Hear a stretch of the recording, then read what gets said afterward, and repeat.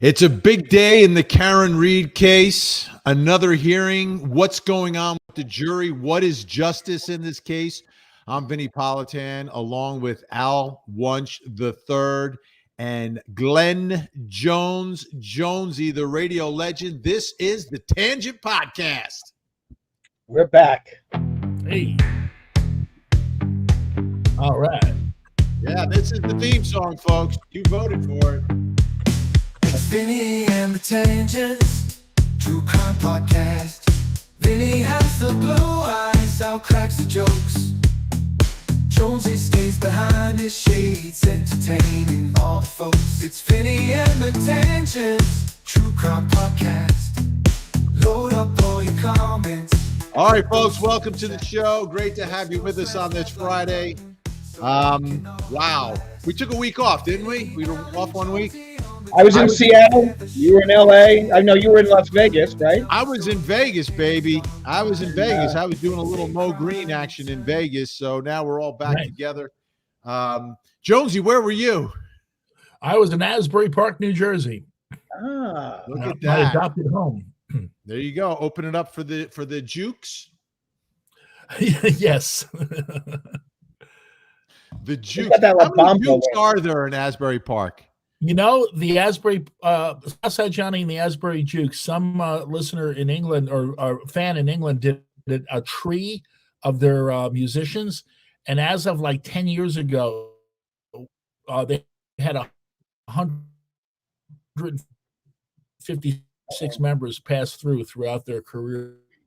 We're losing you there. Excellent. There have been that many Jukes. Yeah. Al, is it my end or is Jonesy's feed freezing on you? Jonesy. We're all gone. We're in the middle of a bad storms around here. So Gotcha.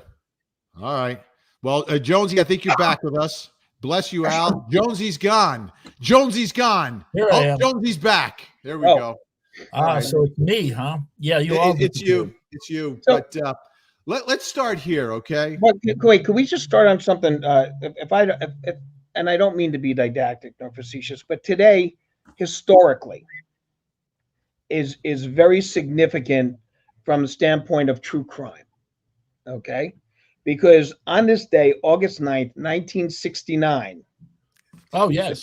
the Charles Manson cult massacred Sharon Tate, Abigail Folger, Jay Sebring, Wojciech Wajkowski, and Stephen Parent. This was the beginning of the reign of horror of Charles Manson and his family. 2 days later, he would kill the LoBiancos, or he was orchestrating the murder of those two. And so on this day, that's what happened.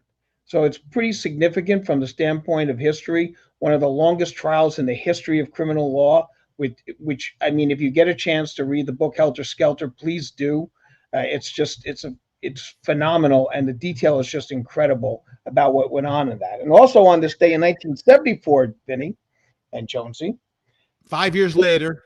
Richard Nixon Yes. resigned, and Gerald Ford was that's right, before he got on Air Force One, and Gerald Ford was sworn in. Also on this day in 1995, Jonesy, Jerry Garcia died. And at that exact moment of his death, my son was born. So happy birthday, Albert IV. Wow. Happy birthday, Albert IV. Hey, the night that Nixon resigned, my dad had a bungalow in Belmar, New Jersey, which is a few towns away from Asbury. We were walking the boardwalk in Asbury, and I saw that the roller derby was playing the same night at the casino. And I begged my father to take me to the roller derby, but he wanted to watch Nixon's resignation speech at 8 p.m. that night on the network. I won, and we went to see the roller derby in Asbury Park the night that Nixon resigned. That's good. So you missed history for a roller derby. Right, and it was a knockoff roller derby league, because the thing about roller derby, it was family owned, and when the roller derby athletes tried to get more money, they simply folded the company. So that was their negotiations. Okay, we're through. Yeah, we used to make my father take us to roller derby too. Al, could you imagine my dad at roller derby? I cannot imagine your father at roller derby. That is the most hilarious story I've ever heard. Roller derby, your father, that doesn't make any sense We whatsoever. would go to the Garden, roller derby at Madison Square Garden. Now, I only met your dad once, but I could kind of see. It was a party weekend, it was the summer at the shore, and I kind of got the impression that he might get into it. No, There was two things I would think that he would never have shown up to. One is midget wrestling, and two would be roller derby. But he took you to pro wrestling all the time. He took me backstage at professional wrestling because his client was Gilberto Roma, who was a union leader during the day, a WWF referee at night. And he took me backstage, and I met, Captain Lou. I met Greg the Heart. I met Hitman. Bret Hart. Valentine. Not Bret Hart. There was another Hart. There was Greg Valentine. Greg Valentine. Right. Valentine. Right. He was the hard punch guy, right? No, I didn't meet Stan Stasiak. Oh, okay. Okay. But I did not meet Stan the Man, but so here we go. So Al, people are wondering where are your pens? Oh, I'm not wearing my button-down shirts today. I didn't have court today. So only when I have courts, I have my 5 pens in there. See, that comes from a tradition of being a center and a pitcher. Okay, center in football and a pitcher in baseball. We're very, very, very superstitious. Oh. And my first trial that I had been in the court and my pen ran out.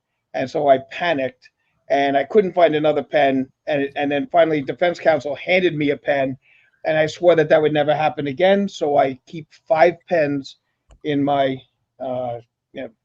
breast pocket. It's classic. It's like elementary school. You raise your hand because you have to borrow a pen. Yeah, basically, it was a horrendous. I panicked, but that would never happen again. Al, what date did Nixon fly away in the helicopter? Was it the same day? It was the 9th. He resigned on. He read his speech. He left on the 9th, and that's when he left in the helicopter. An interesting note on that. They were very concerned that he was going to call out the military and refuse to leave the White House.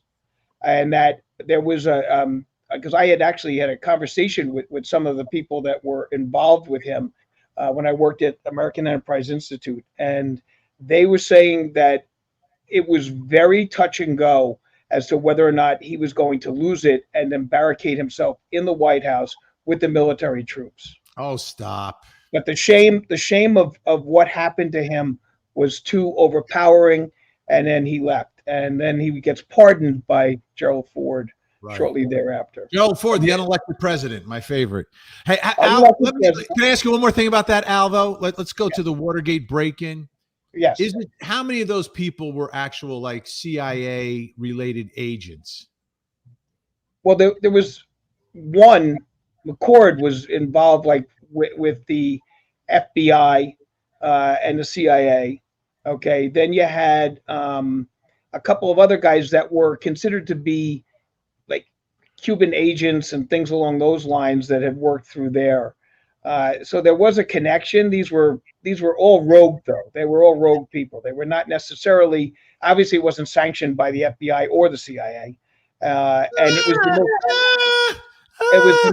it was the most ridiculous break-in in the history of break-in. Yeah. Well, the three of us actually. Nixon was convinced that there was information about his brother that they were going to bring out in public because his brother had borrowed a lot of money to start a hamburger franchise in California. Not In-N-Out. Not In-N-Out.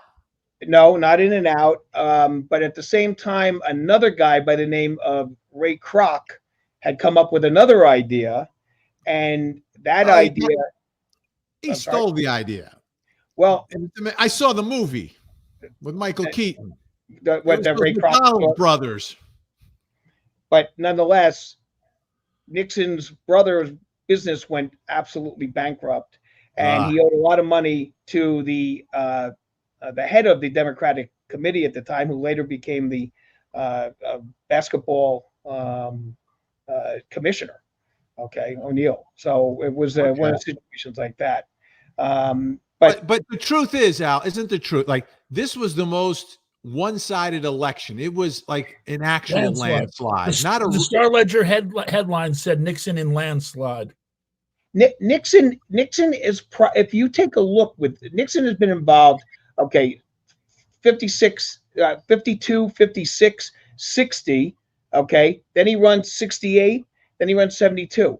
He is probably the most voted for politician in the history of America, okay, because the election he loses in 1960 to Kennedy was by a very small amount, millions upon millions of votes, and he lost.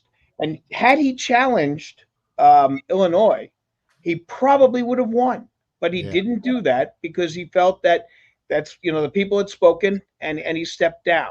He didn't challenge the election at all, even though he had been told do it because there was issues with regards to machines and disappearance of votes and things along those lines. But he didn't do it. But this man has had the most votes in history. There was only one state that voted for his opponent, okay, McGovern, in the 72 election, and that was Massachusetts. And so it makes perfect sense that we're talking about Massachusetts now, but there was a great bumper sticker that Massachusetts put out that said, "Don't blame me, we voted for McGovern." One final note on that. The three of us were radio contemporaries of G. Gordon Liddy. He did a talk show when we were all at Sirius XM. Yep. Yeah, the nut. All right, Patty B steering us back. All right, let's get to Karen Read. So, and we bring it right back to Massachusetts. That was a long tangent, but an interesting one nonetheless. Thank you, Al. So today in Massachusetts, in a little over an hour, a huge hearing in the Karen Read case. You all know Karen Read is. She was a professor up in Massachusetts, was dating a Boston police officer. They were bar hopping one night. They were going to an after party at the home of another Boston police officer, which was about 5 minutes away from where they were in downtown Canton, Massachusetts. And on the ride over, the car shows up in the front of the house. And then from there, there are two different versions of what happened. Either John O'Keefe, who's the police officer boyfriend, gets out of Karen's car, goes into the house, something happens, and his body is placed on the front yard. Or Karen Read, John O'Keefe get into some argument, and John O'Keefe gets out of the car, and she backs over him, leaves him on the cold front yard, and drives away. And there was a trial. The jury was deadlocked. Or were they? Is really the question now, because there were 3 counts. Top charge was Emmer, right? Second degree Emmer. Second count was the vehicular and the MS Lauder, and then the bottom was leaving the scene.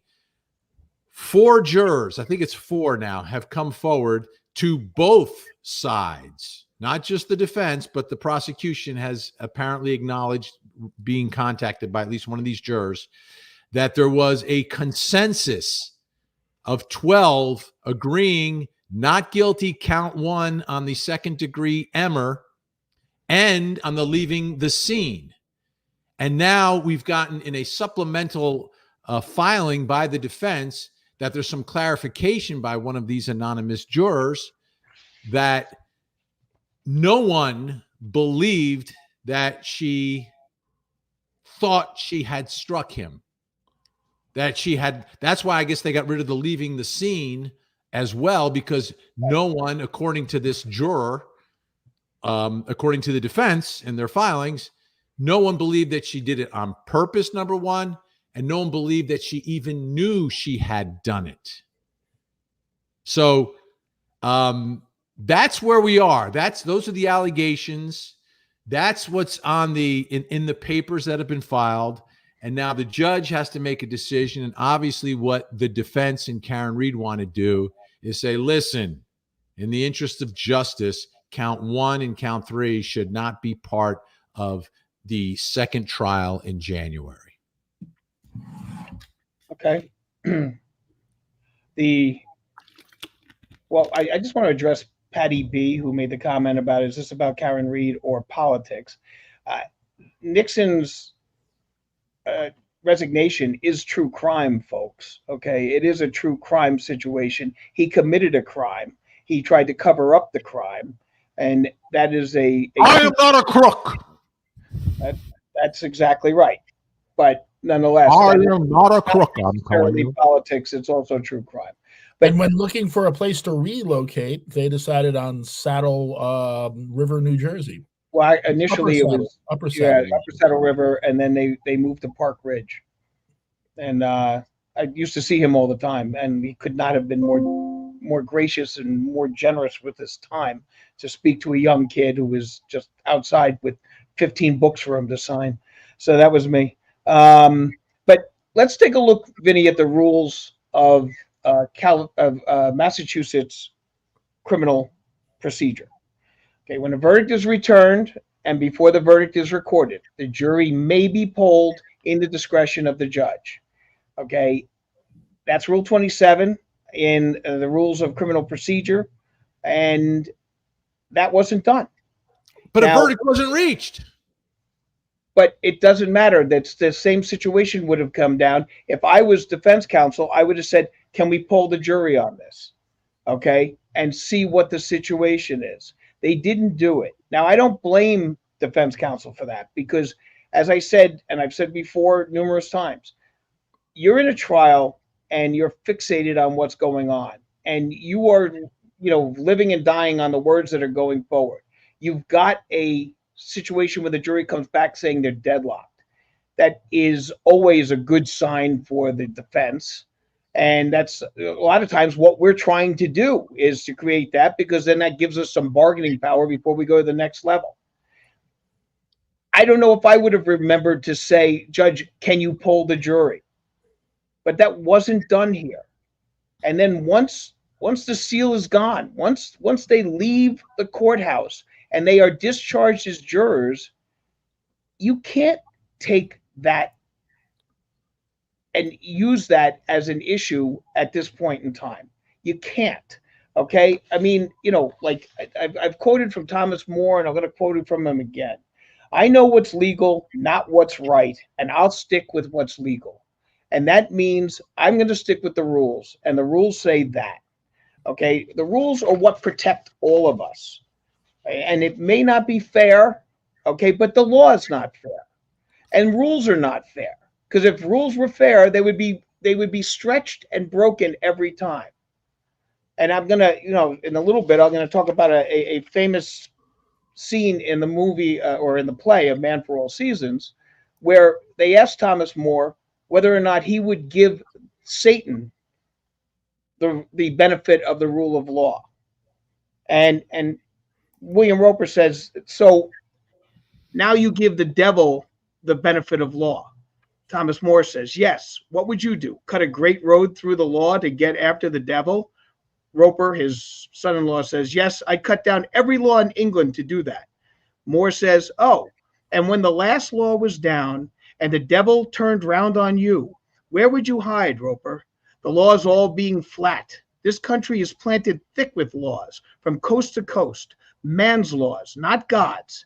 And if you cut them down and you're just the man to do it, do you really think you could stand upright in the winds that would blow then? Yes, I'd give the devil benefit of the law for my own safety's sake. And that sums it up for me right there. Well, the devil went down to Georgia. I'm sorry? The devil went down to Georgia. Very good. The devil went down to Georgia. Listen, Lauren McEachern is there on the ground. I just drove by the courthouse, not that crowded outside. I think it will build this afternoon. I think it'll build. It's supposed to start at 2:00. I think the arrivals are at 1:45. So I think the true test of what the temperature of the public is in this case, because you always wonder, you had the trial, you had the big moment. is the passion still there? Is this still a movement? I think it is. And I think you go by in 45 minutes, it's going to be a different scene at the courthouse. And I think you're going to start seeing more blue now as well. I think you're going to see more blue with the pink as well. I neglected to read a second line with regards to that rule of criminal procedure. It says, if after the poll there is not a unanimous concurrence, the jury may be directed to retire for further deliberations or may be discharged.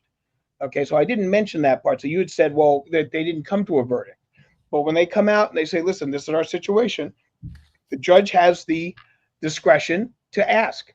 But I will tell you this, that if the defense counsel had raised the issue or the prosecution had raised the issue, then I believe she would have been in a position to do something. And she probably would have just said for the sake of argument, okay, fine, let's do that. And they didn't do that. Yeah, but the way it went down, like the judge took the note, dismissed the jury, and it was over. And like that, there wasn't like a moment of discussion. But there was here's the note, here's the say, you're dismissed, it's over.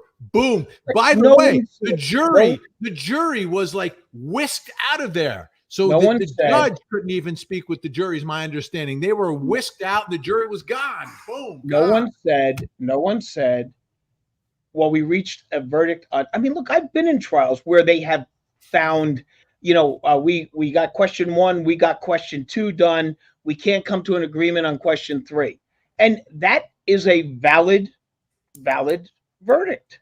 So, and then the question 3, if they were hung up on it for any reason, you can be retried on. But the jury was obviously, if they had an agreement on 1 and 3, okay, I'm gonna presume that these 4 jurors who are coming forward are telling the truth. Okay, I'm gonna presume that. And if there's an agreement, all that means is that these jurors were not properly instructed. Okay, that's what that means. That these jurors were not properly instructed. So where in the Constitution is there a protection for someone who's been accused of a crime and is found not guilty, but is not set free because of a confused jury that was not properly instructed? And the definition of not being properly instructed is the fact that they were confused. And again, I'm presuming that all 12 agreed on 1 and 3. So if all 12 agree on 1 and 3, and this jury doesn't know the impact that this note will have, they don't know what the result of that note is going to be. Maybe they thought the judge is going to ask them, okay, some follow-up questions, but they didn't. Like they don't know the rule. Wasn't there at least one lawyer on this jury? Wasn't there at least one? Who pays the price here, Al? Who is paying the price?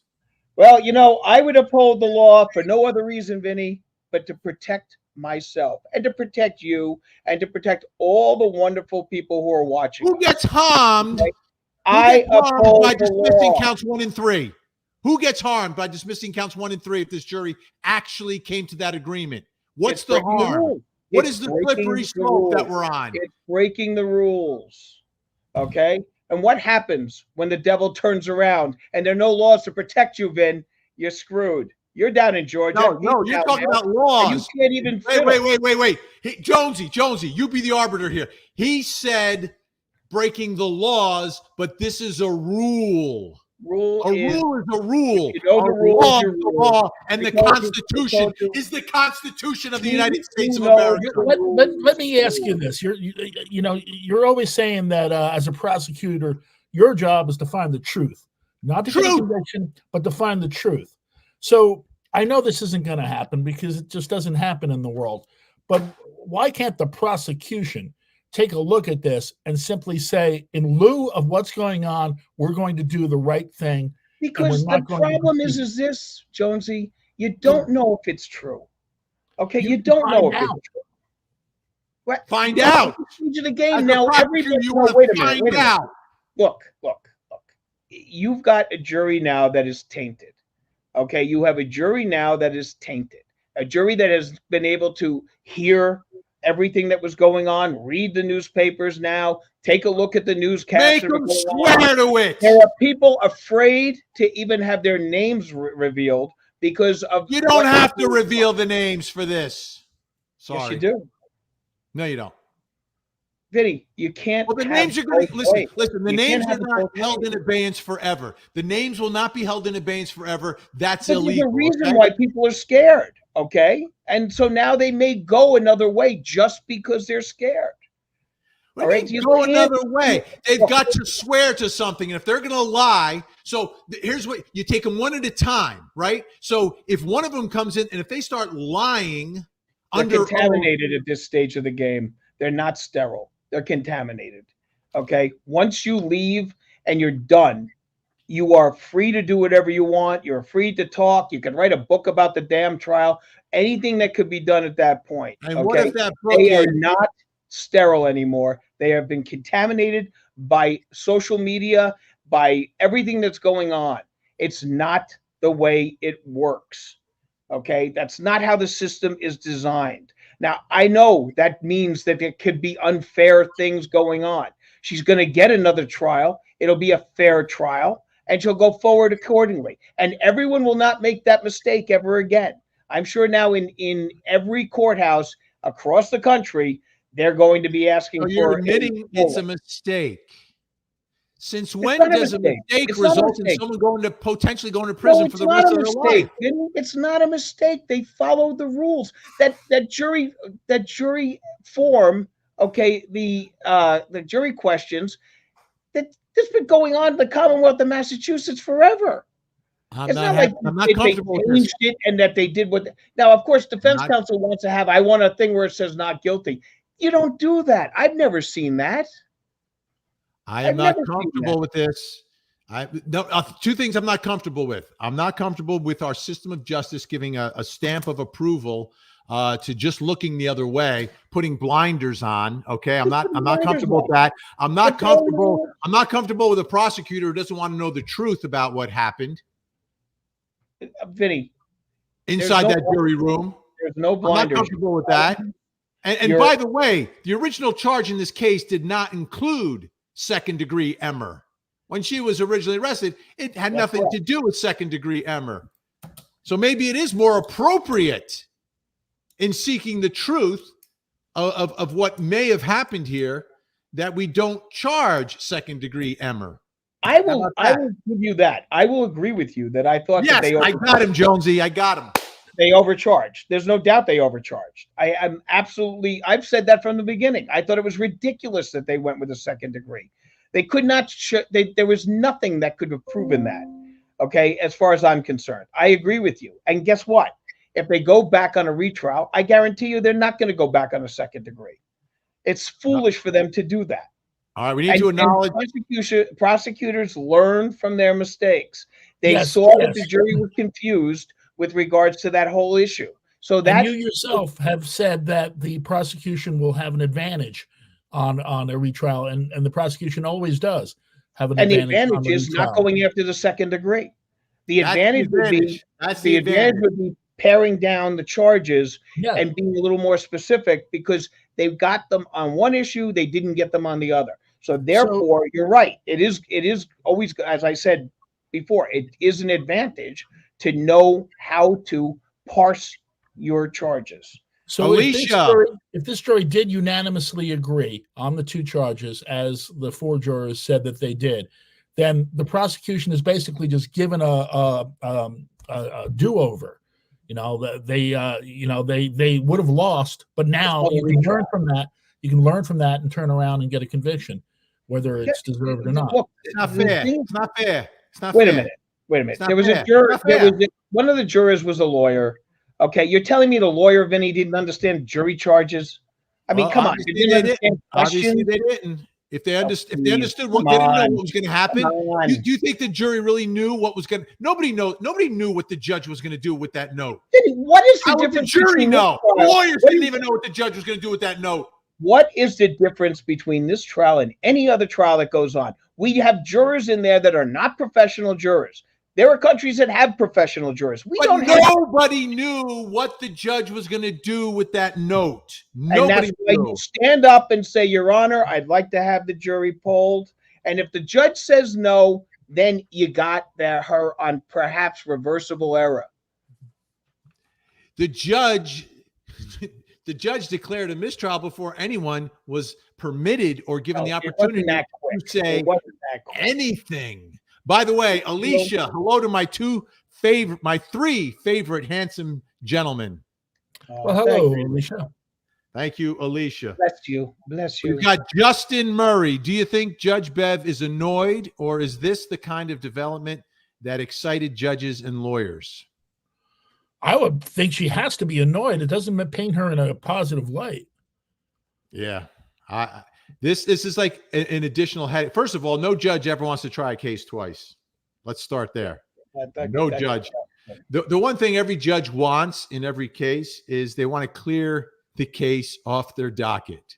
They want to clear, they don't get paid. They get paid the same no matter what judges do. Okay.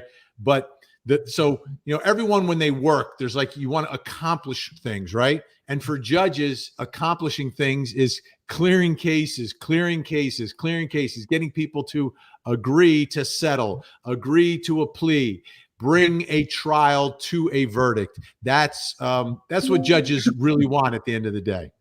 Correct, Al? Correct? That is absolutely correct. Yeah. I mean, look, a mistrial is a nightmare. It's a cluster F across the board. Okay, we don't like them.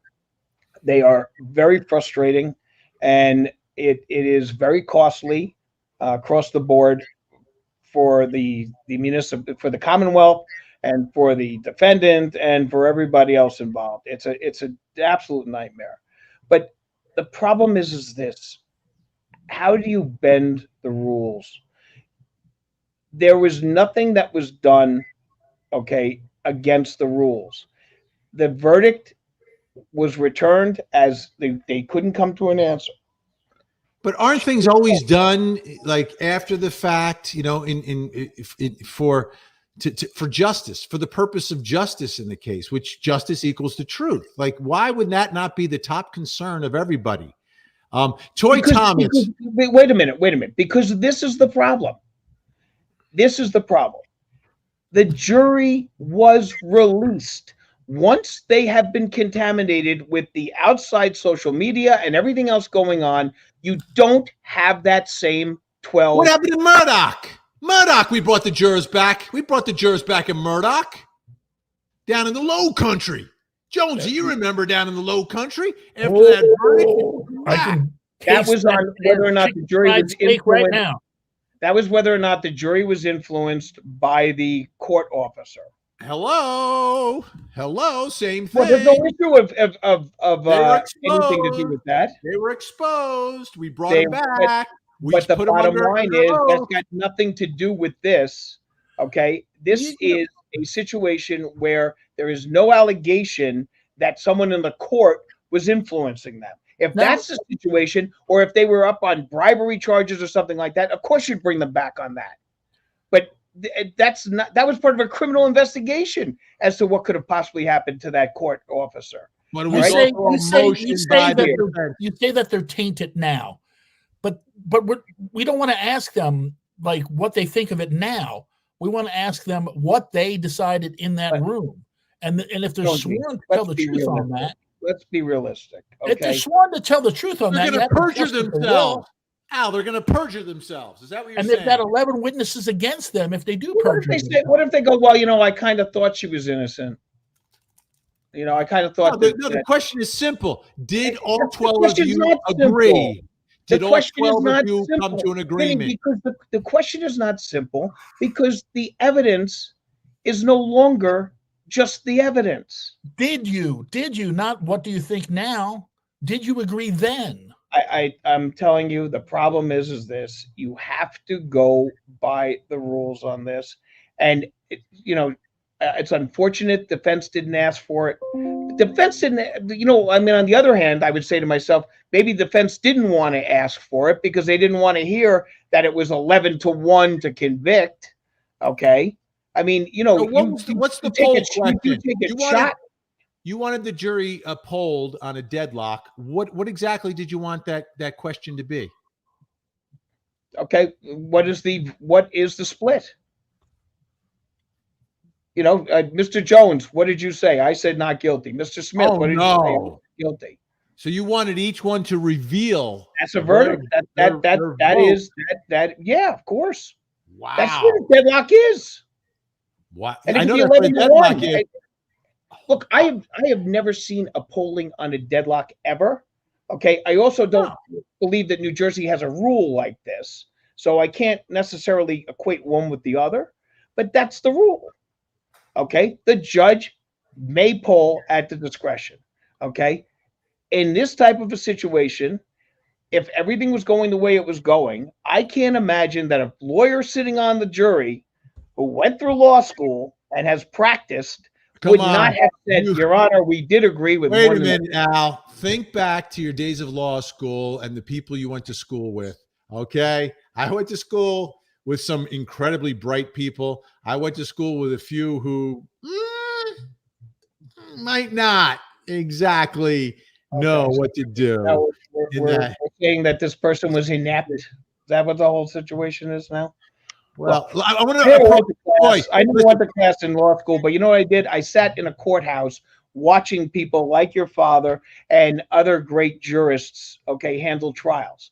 And I've never seen a situation that, that judges are always very strict about following the rules. And even though they have an amount of discretion with regards to certain, at least in New Jersey, they have discretion in quote unquote the interest of justice. This situation is a little bit different, because I'm not sure that it is on the up and up. But here's the difference. Lady Justice is blind. Lady Justice is not wearing blinders. There's a difference, okay? Blinders is what we're doing right now, okay? That's what we're doing when we need to see what's going on here. Toy Thomas, it's unethical. This is a big point. I think this is a big point for me as a former prosecutor. And Jonesy, you spoke about this. Like I believe the ethical thing for the prosecutor to do at this point is to want to know and seek out the truth. And I would join with the defense to have those jurors brought back. It can be in camera. And when I say in camera, that means like not in public, right? In camera, sworn statement with the parties, the lawyers, the judge, court reporter, all of that, questioning each juror one at a time out of this sight of the public to determine if in fact this jury was unanimously agreed on 1 and 3. And if they go through all 12 and it turns out that that is the truth, that these 4 are speaking the truth, then as a prosecutor, I would say, Your Honor, I'm going to file a motion to dismiss counts 1 and 3, but we want to proceed on count 2 in January. To me, that's the ethical thing to do because I want to abide by the truth of what happened inside that jury room, the truth of what happened on that front yard that day. All of that is my bottom line concern in this. Vinny, is the law ethical? Is the law ethical? No, prosecutors have to be ethical because there's prosecutorial ethics. That's correct. Okay, there's an ethics in the law, but laws themselves and rules themselves are not necessarily ethical. Okay, I mean they are there. Okay, and they may not be fair, but that's I'll tell you what's not fair: having to convince 24 jurors that you're not guilty. That's what's not fair. Why is that not fair? I mean, in England, you've got. I don't care what they do in England. Stop.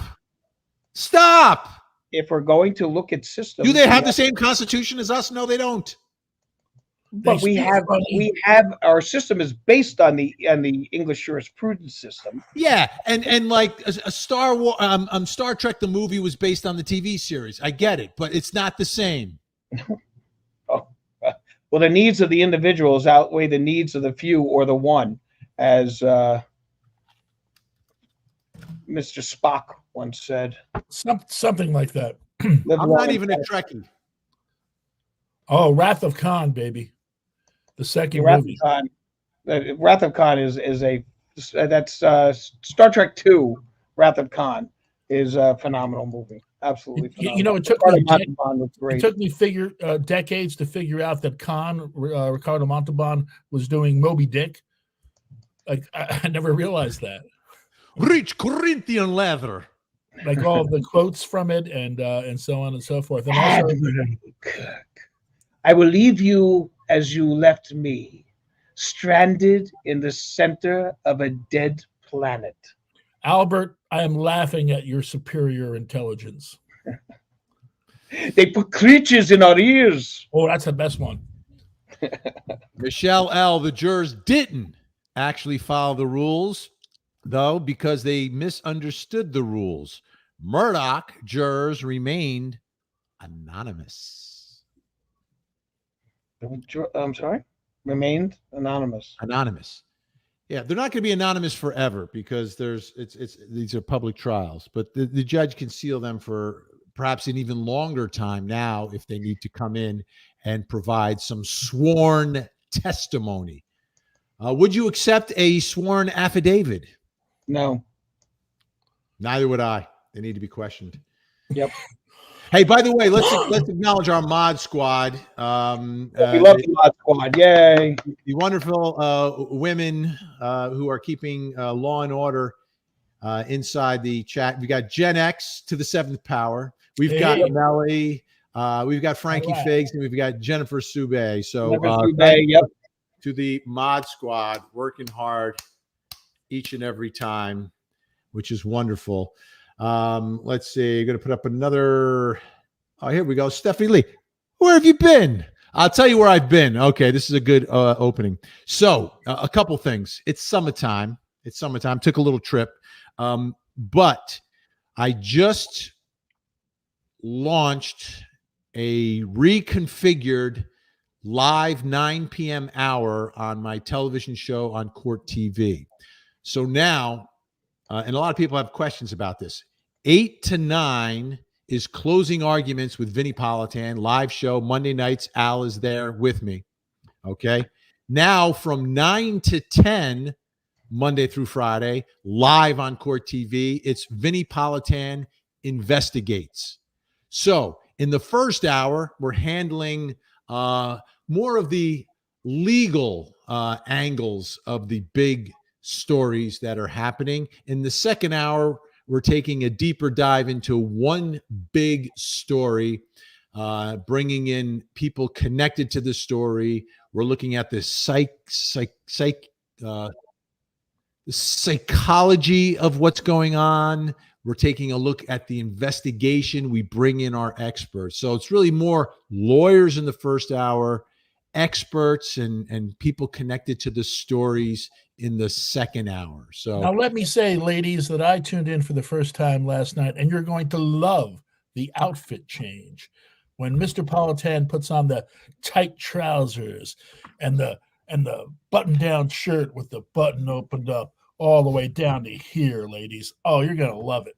And I personally have bought some new evening gowns for myself, and I look like the Grand Duchess Anastasia every Monday from 8 to 9. No, that's 8 o'clock. 8 o'clock is all business. But at 9 o'clock, things get a little different. They just get a little different. And yes, so how am I not on at 9 o'clock then? I dare to be different. There may be a time and a place for you to come in at 9 o'clock. There may be a time and a place.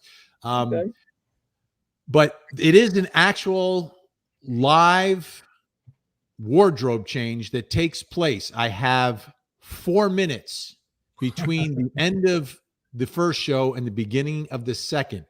And that's a lot of pressure because microphones have to be taken off and replaced. I've got to be disrobed and then re-robed.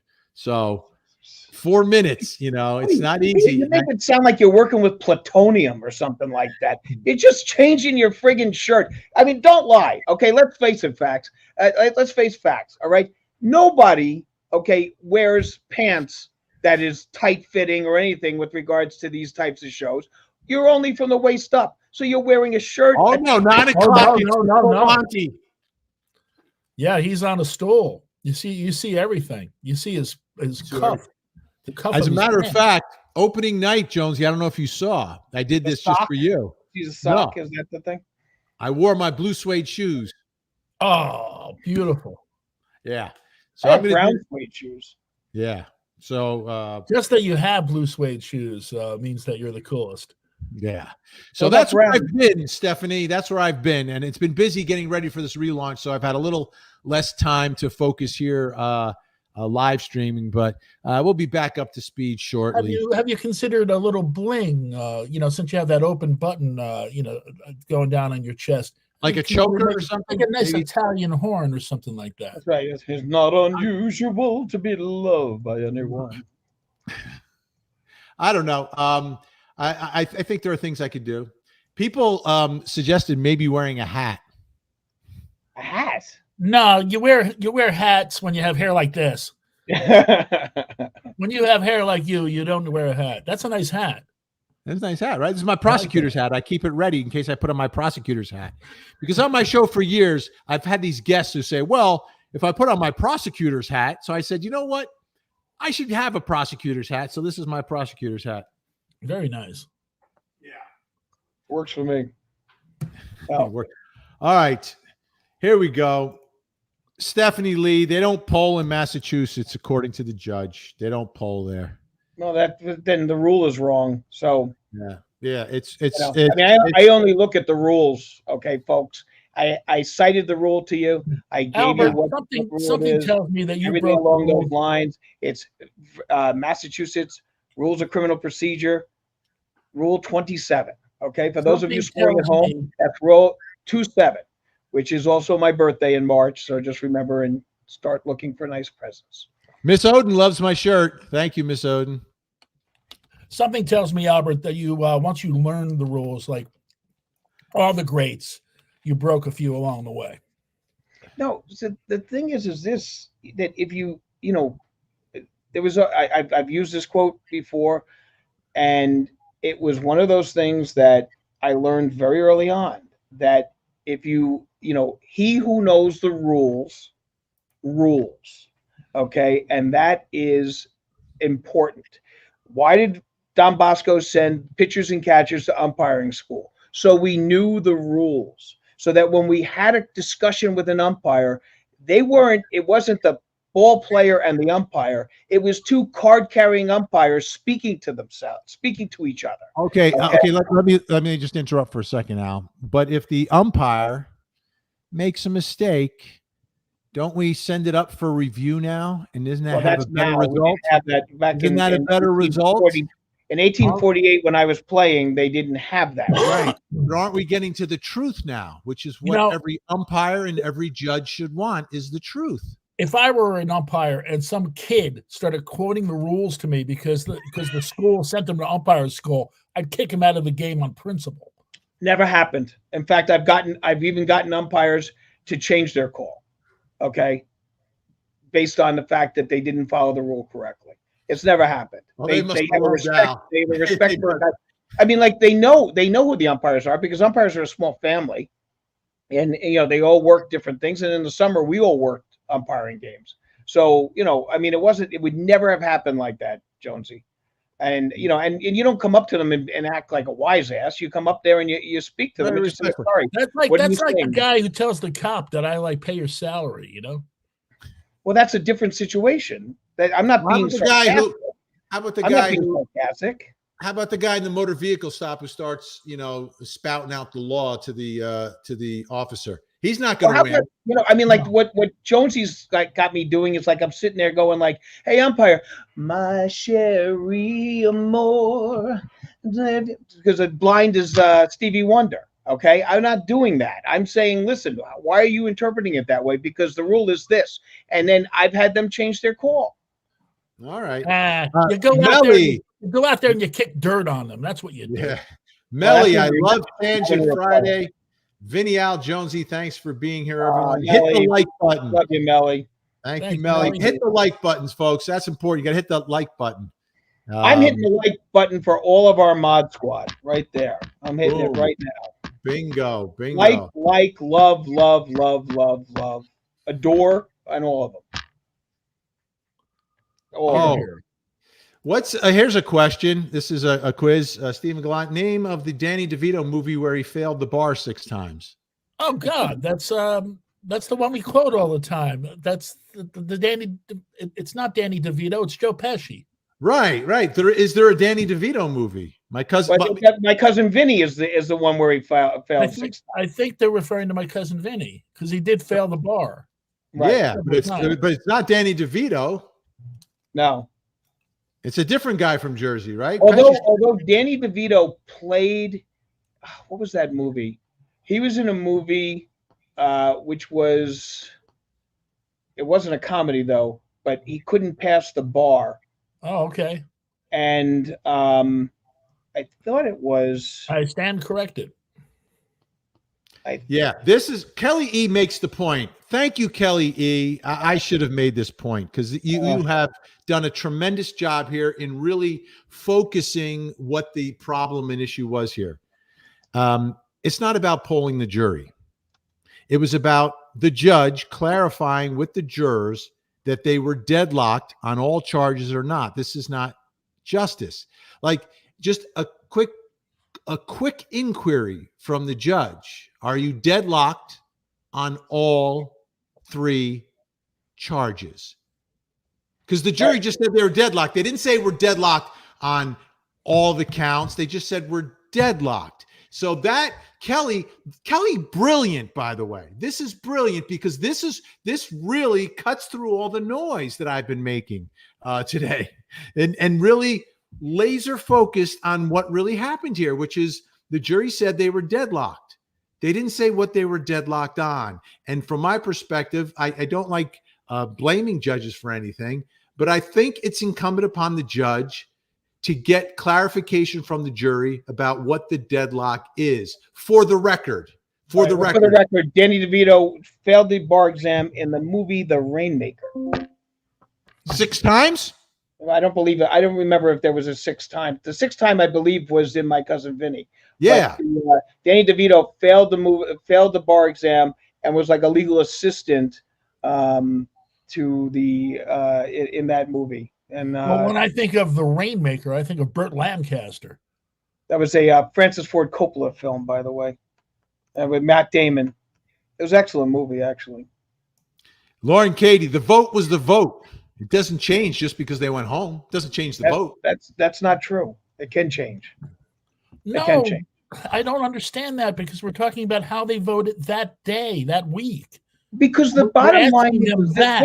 Wait a minute. There's 11 witnesses. If one of them lies, there's wait a second. Until everything is. Wait a second. You guys have been arguing the whole time. Let me argue, for Christ's sakes. I'm telling you. Jonesy, I'm going to mute Al, and I'm going to mute myself also. That's not necessary. No, I'm muting both of us. We're muted. We're muted. But what we're saying is you're asking them what they voted on that day, and they're sworn to tell the truth. They have 11 witnesses against them. If one of them lies, the other 11 witnesses are in the jury are going to say that one lied. Everyone's unmuted. Go ahead, Al. Jonesy, you're disturbing the system. Okay, the bottom line is this: that I've been disturbing the system. Wait. You know, did you ever see the movie 12 Angry Men? Yes. Okay. All right. So 12 Angry Men. How many times did they change their votes in that movie? That was a movie. How many times did they change their votes in that movie? You're always telling me about people who watch because I never sat in a jury thing, and Vinny didn't sit in a deliberation. Okay, so none of us have done that. So the only way I can look at it is in the movie. They kept changing their votes. Okay, Al, why did you have to rub it in that I was an alternate juror? Why did you have to rub that in? I had one chance to be. Just the facts, ma'am. Just the facts. Al, you're always telling us about how much you hate that people watch movies about historical figures and see them as the truth. I'm not talking about a historical figure. And here you are watching one that's fiction and citing it. I am showing it as an example. It's illustrative. It is not definitive. Okay? It's illustrative. And I'm showing it for that purpose. Jurors change their minds throughout. And what if I'm a juror and say, well, I voted not guilty, but I wasn't really sure? What does that happen then? What do you do then? Well, that's not what you're asking them. Yeah. Well, the question is, did you all agree? Listen, Bliss from overseas, I believe Great Britain, it was brought up with the judge. The jury forms were confusing. The jury forms are the jury forms. I didn't find them to be confusing. And look, no lawyer enjoys the jury forms. Believe me, we fight over them quite vociferously. Okay, so it happens all the time. We're always fighting on the jury forms. And it never is, it's a situation where the prosecution's not satisfied, the defense is not satisfied. And then the judge is the one that makes the call. Simple. SBKDY going backless evening gown. Who was that? Was that you, Al, that mentioned the evening gown? Of course, backless. I mean, what else? It's summer. Come on. And let's say hello to Meggie L. Or Meggie. Is that Meggie? Would that be Meggie because it's spelled like Reggie but with an M? Or would that be like Meggie to me? Meggie. Hello, Meggie. Yay, Meggie. Hello. I have to say that the situation is, it's important that we follow the rules on this. We don't make any, because like, where do you stop? Where do you stop? All right, so we're going to make an accommodation this time. So what happens next time? We make another accommodation, or we say this person doesn't get the accommodation because she didn't have all the protesters out in front of the place. This one did. Or this one is nicer, or this one's prettier, or this one's is more pleasant. Okay? Let's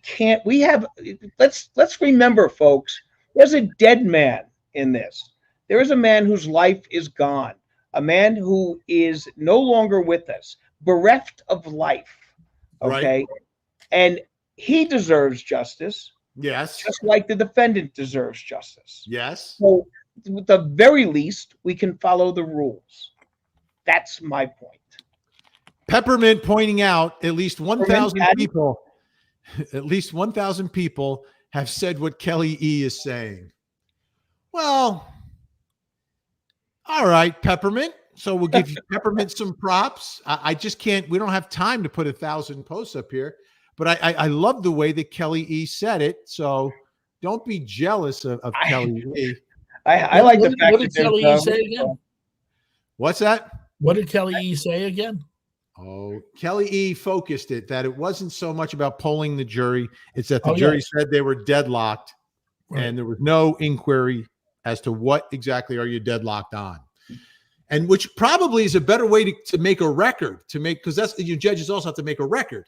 Right. So you're deadlocked on the first charge, you're deadlocked on the second charge. And then if they said no, okay, now we've got something. It's always great to be a Monday morning quarterback. You know, it's always so much easier when you're not in the trenches, slugging it out. Okay. You have one job. And dirty. One job. What? You have one job. Monday morning. What's the job as a pitcher? To get the guy out. Doesn't happen all the time. And by the way, I think it's a natural question to ask. If the note is that vague in saying just we are deadlocked, like what does that mean? What does deadlock mean? There's 3 different charges here. Come on. Frankie Fig says John Voight. I don't know why. It's probably referring to some question here, but I just like to say, great actor. John Voight was in Rainmaker, if I'm not mistaken. Oh, he was in Rainmaker. Okay. That's what he's referring to. Yeah, he is a great actor. I love him. I saw him in a restaurant once. Did you really? Did you approach? No, no, no, no. This was a super. It was I think the fanciest restaurant I ever went to. And that was me. It was me and the missus, and it was like I was afraid to even like talk to the waiters. It was like I was so I didn't know what to do. It was so fancy, like which pieces you. So he walked in. You weren't going to do that, and this was years ago. But he oozed of I am somebody. Yeah. Ray, just, in Ray Donovan, man. Joe Buck. I mean, come on, let's face it. And fantastic in Ray Donovan. Just so cool.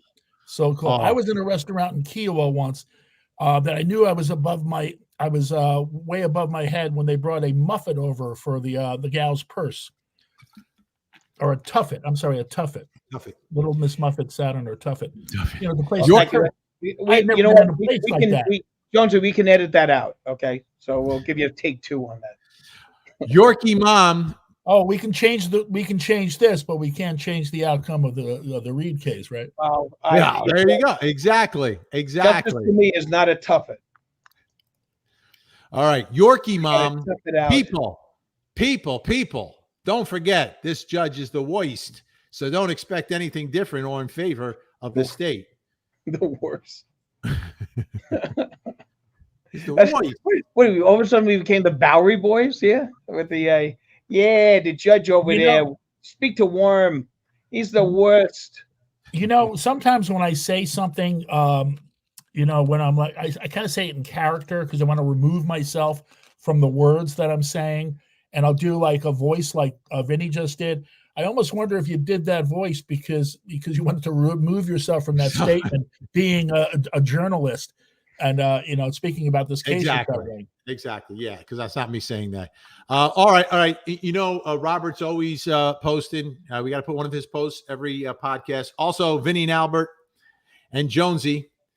We got more information that a juror in the Karen Read case sat down with ABC's 2020, and the interview will be on the same night at the 9 p.m. hour. So we'll keep an eye open for that, Robert. The same night as what?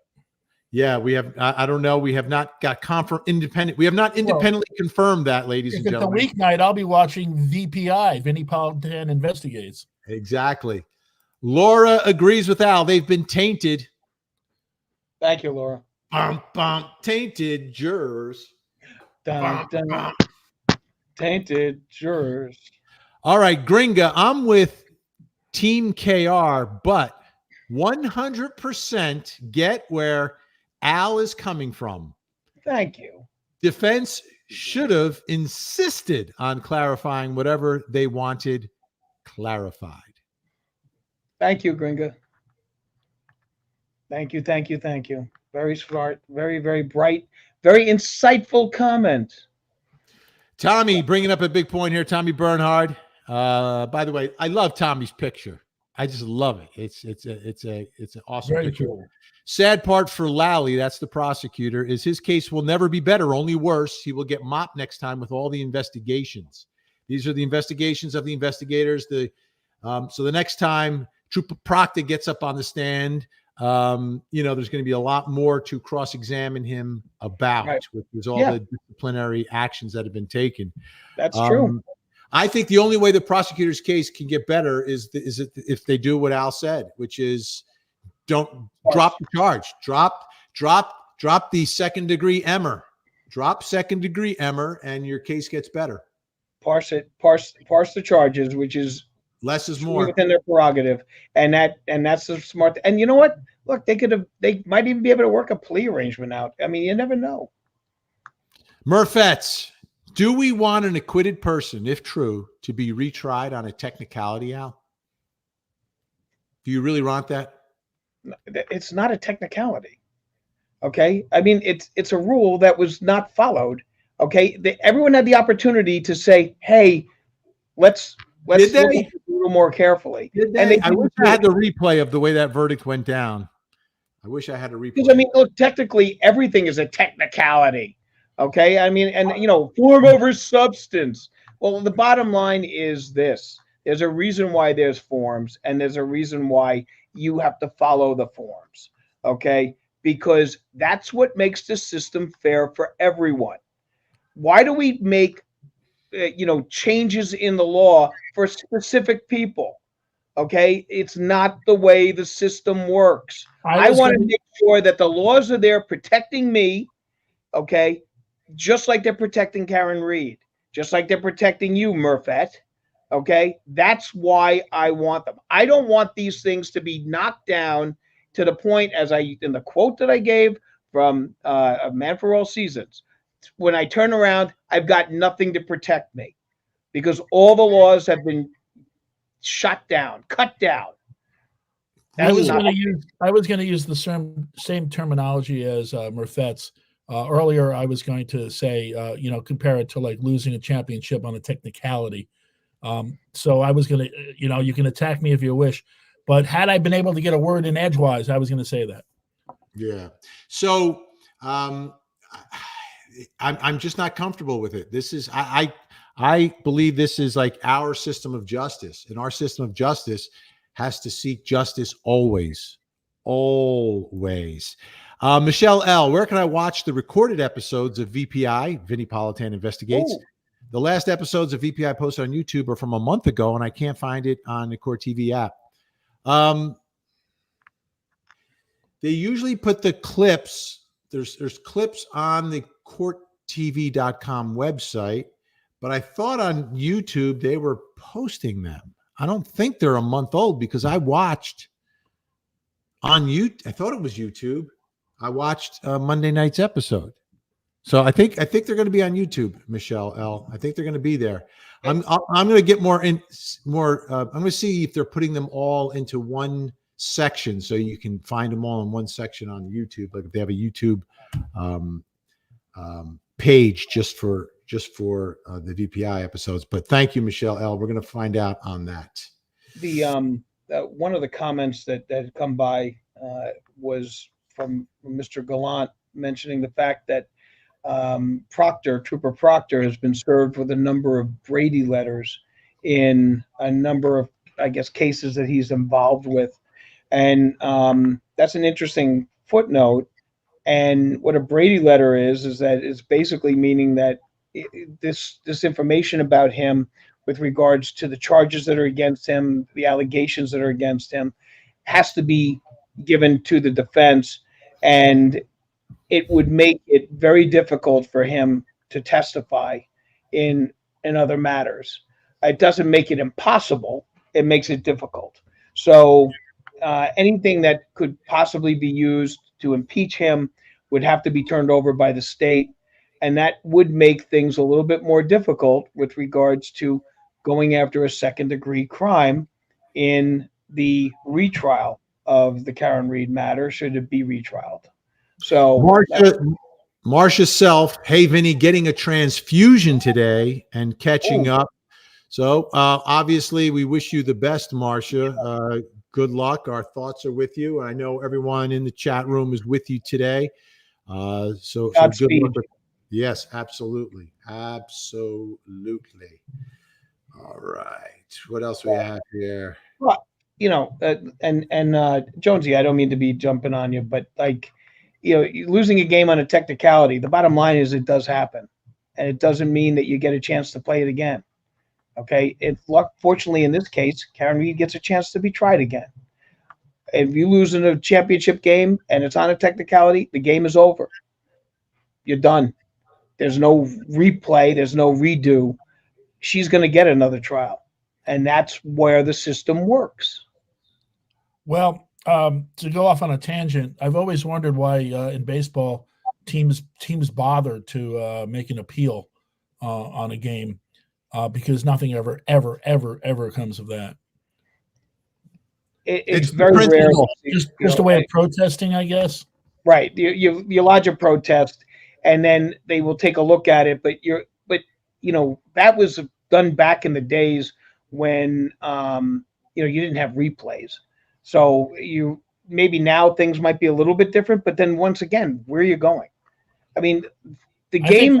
I think once it's in the books, they don't turn it over under any circumstances. It's very rare. I mean, I've never seen it happen. I mean, in horse racing, when a horse has tested positive after the fact, they would declare the secondary horse the winner.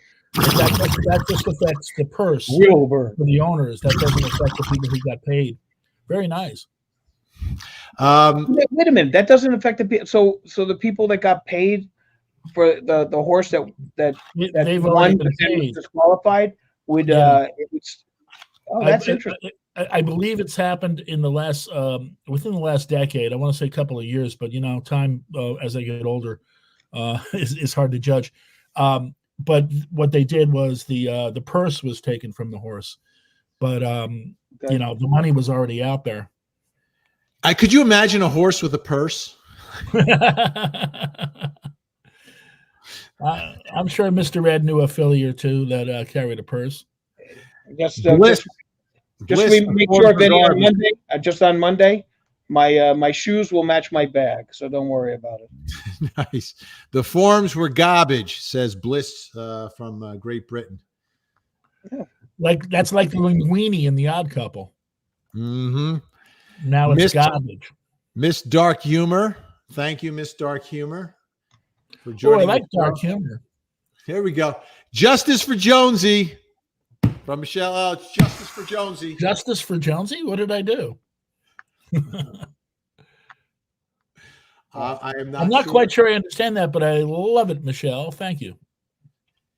Stephen Gallant. Al, it's not a game. It's her life. Once again, folks, I'm not calling it a game. I'm using the illustration that was given by Jonesy regarding a technicality on a championship game, and that when that happens, it happens. And I've seen it happen. I've been part of a situation where that's happened. But in this case, she gets a retrial. Okay? I don't get a chance to play the game again. So it's not a game, you're correct. But it's better than a game because she gets a redo.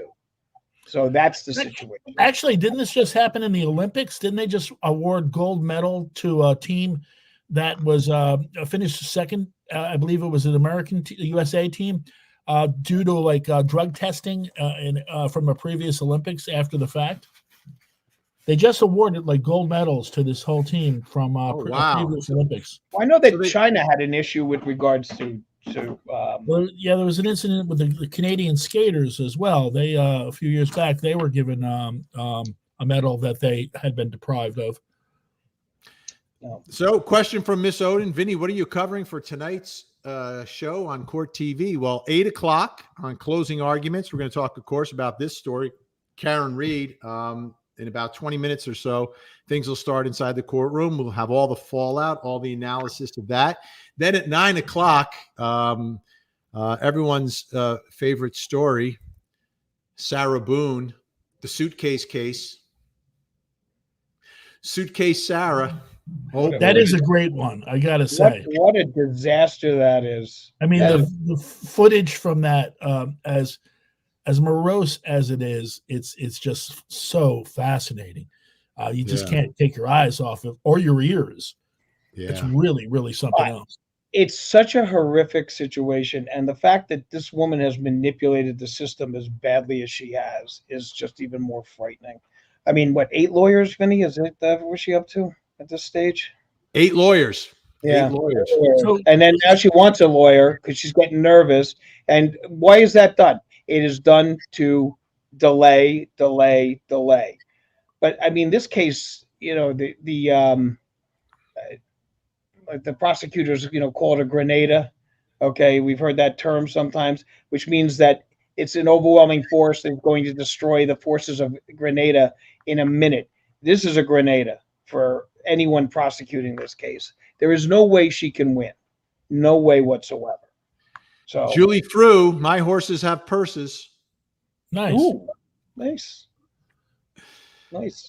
Oh boy. The horseshoes match the purses. Yeah, exactly.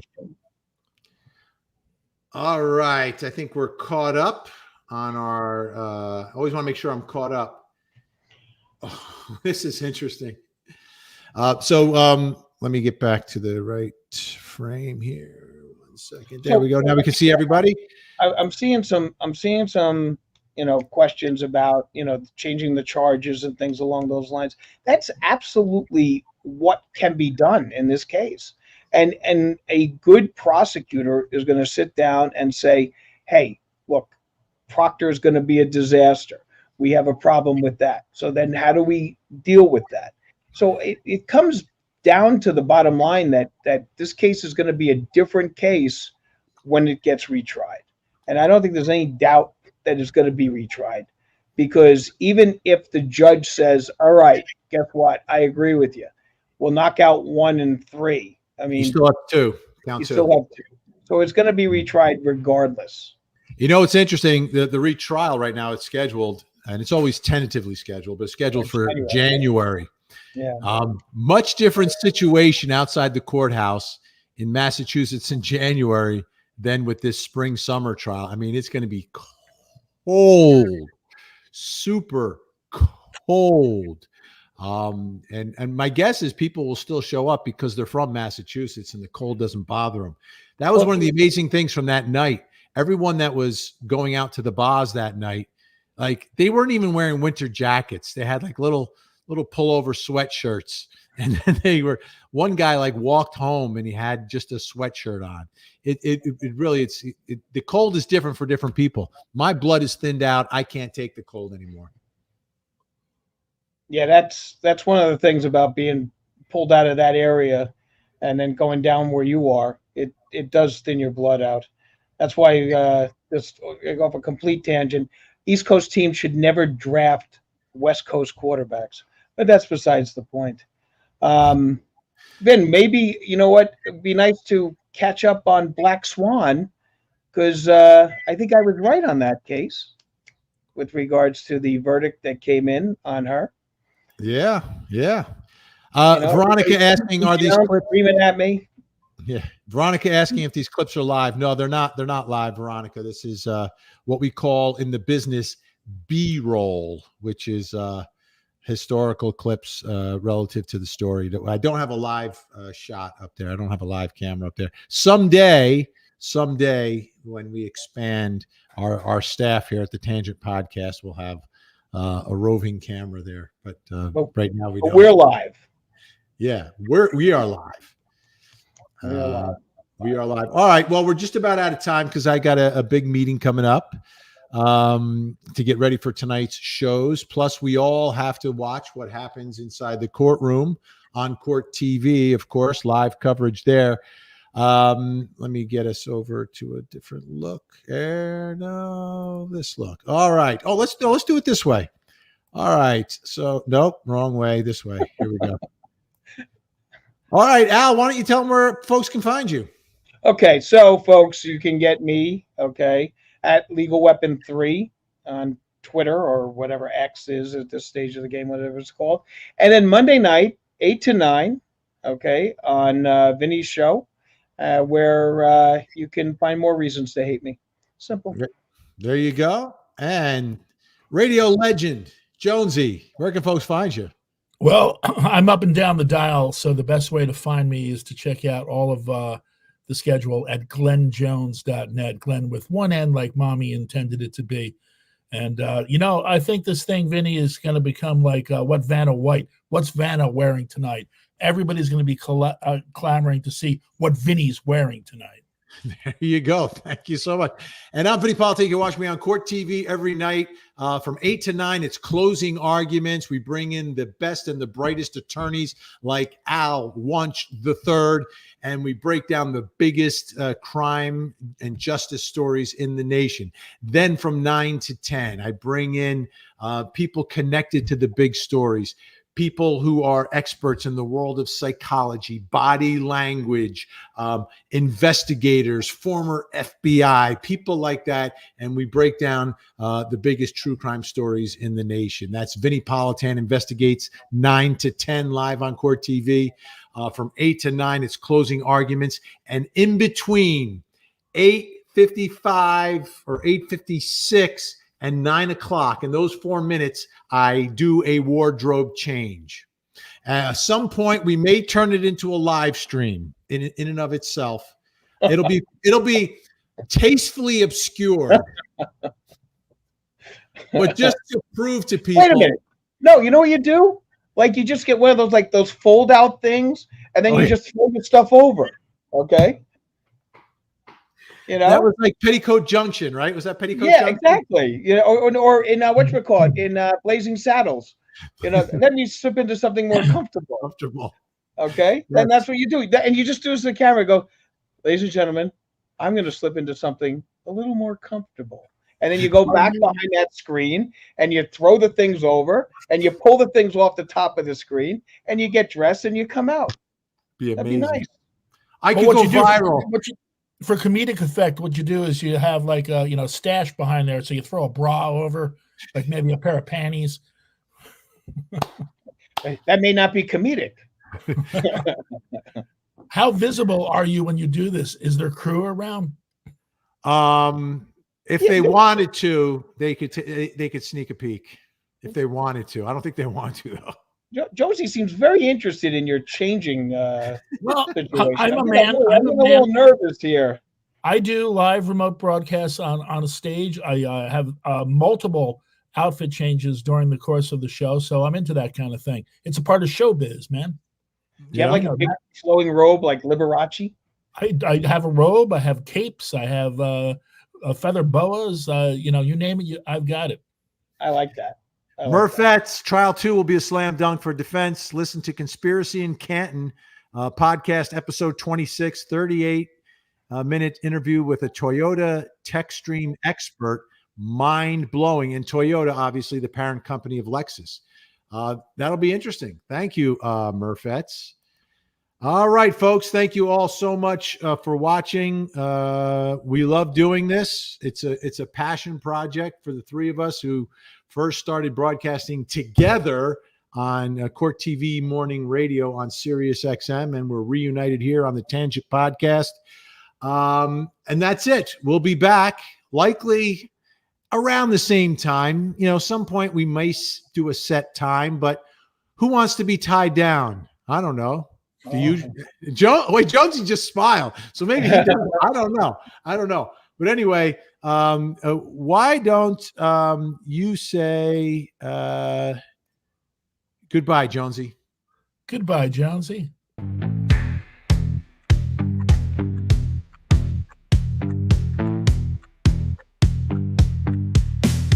Vinny and the Tangents, True Crime Podcast. Vinny has the blue eyes, out cracks the jokes. Jonesy stays behind his shades, entertaining all the folks. It's Vinny and the Tangents, True Crime Podcast. Load up all your comments, hit those super chats. Let's go smash that like button, so we can all have a blast. Vinny, Al, and Jonesy on the job. They're the Sugar Hill Gang of true crime. They're telling stories of days gone by. They take crime and turn into a good old time. It's Vinny and the Tangents, True Crime Podcast. It's Vinny, it's the Tangents, True Crime Podcast. It's Vinny. Tangents, it's the True Crime Podcast.